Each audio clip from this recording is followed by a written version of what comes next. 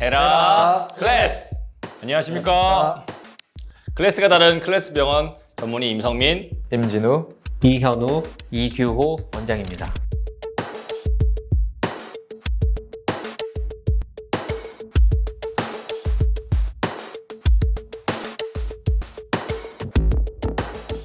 인공관절 수술에 대해서 이야기해보고자 하는데요. 알고 계신 분들은 좀 많을 거예요. 로봇 인공관절과 일반 인공관절과의 차이점에 대해서 한번 이야기해보고자 합니다. 여러 가지 궁금한 점도 있으실 거예요. 현재 어떤 방식의 인공관절 수술을 하고 계신가요, 임진우 원장님? 저는 주로 로봇을 이용하지 않는 일반적인 전통적인 방식의 인공관절 수술을 아직은 시행하고 있습니다. 실제로 저희도 진료를 보다 보면 로봇 인공관절 수술이 막 더 좋은 거 아닙니까?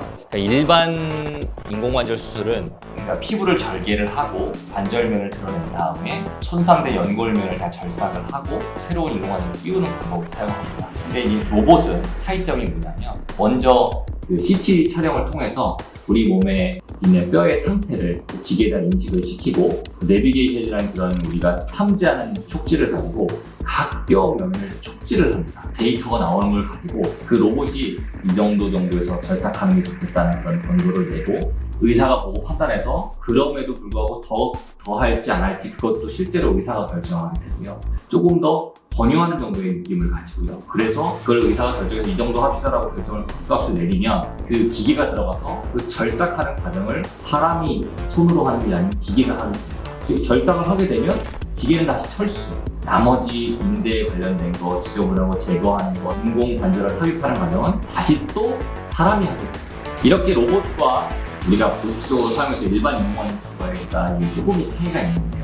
궁금하실 거예요. 그럼 그거 로봇이 잘라내면 더 좋은 거 아닌가? 그럼 실제로 그러면 로봇 인공관절 수술의 장단점을 한번 알아볼게요. 네, 로봇 인공관절에서 주장하는 장점으로는 그러니까 기계, 컴퓨터가 입력된 값으로 정확하게 계산을 해서 뼈를 절삭을 하다 보니까 그에 따른 인공관절의 정렬과 그 정확도가 더 우월하다는 것이 로봇 인공관절의 주장입니다. 또한 그 외에 수술 후에 생기는 상처의 크기라든지 출혈량 또는 골 소실의 정도가 더 우월하다는 주장이 있는데요. 그나마 조금 동의할 수 있는 거는 정렬의 정확도 정도일 것 같아요.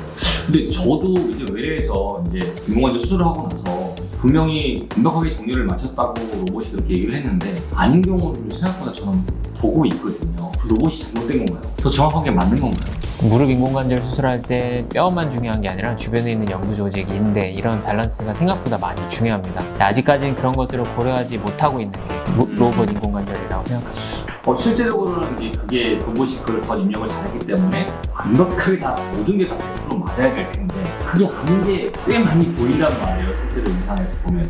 그러니까요. 근데 사실은 그게 가장 큰 장점이라고 이 아직 완벽하다고 얘기하기는 좀 어려울 것 같고. 이게 진짜 잘 생각을 해보면은 피부를 절개해서부터 피부를 봉합하는 것까지 뼈 절삭 이후에 나머지 과정들은 전부 결국 사람 손이 하는 거고요. 아까 말씀드린 것처럼 결국 뼈의 절삭만으로 균형을 맞추는 게 아니라 이 연부 조직의 긴장도, 인대의 긴장도, 힘줄, 관절은 결국에는 이런 뼈와 뼈에 의한 정적인 안정성 말고 근육이나 이런 것들에 의한 동적인 안정성도 결국 중요하기 때문에 그런 걸 맞추는 게 결국 다 사람 손이 하는 거고 그렇기 때문에 그 수술의 상처, 크기 그리고 출혈량, 수술 시간에 대해서는 글쎄요 그게 그렇게 우월하다고 볼 수 있을까 싶은데요. 그렇죠. 출혈량이라는 게 어차피 뼈에서 보면 어느 정도 피가 나긴 하지만 주변의 혈관도 정확하게 지혈하는 게 중요할 거고 거기에다가 수술 시간 자체가 길어질수록 출혈량은 당연히 늘어날 수밖에 없잖아요. 그죠? 로봇이 일반적인 인공관절에 비해서 비약적으로 수술 시간이 줄어들 수 있냐 또 그게 아니란 말이죠. 그래서 저 같은 경우에는 출혈량이라든지 수술 상처 크기가 더 작다 그런 것들은 크게 동의하기 좀 어려운 부분들이 있습니다. 동의가 하기 어렵죠. 오히려 추가적으로 이렇게 그 센서를 착용하는데 필요한 구멍을 더 뚫기도 하니까요. 그러니까 이거는 상처 크기가 차이 이렇게 더 확실히 확연하게 줄어든다에 대해서는 동의하기가 좀 어렵고 우리가 인공관절 모델을 어떤 걸 선택하냐에 따라서 뼈 손실 여부가 조금씩 달라지는데 꼭 굳이 로봇 인공관절을 한다고 해서 뼈 손실이 우리가 유의미하게 적다고 하는 얘기하기는 좀 어려울 것 같습니다.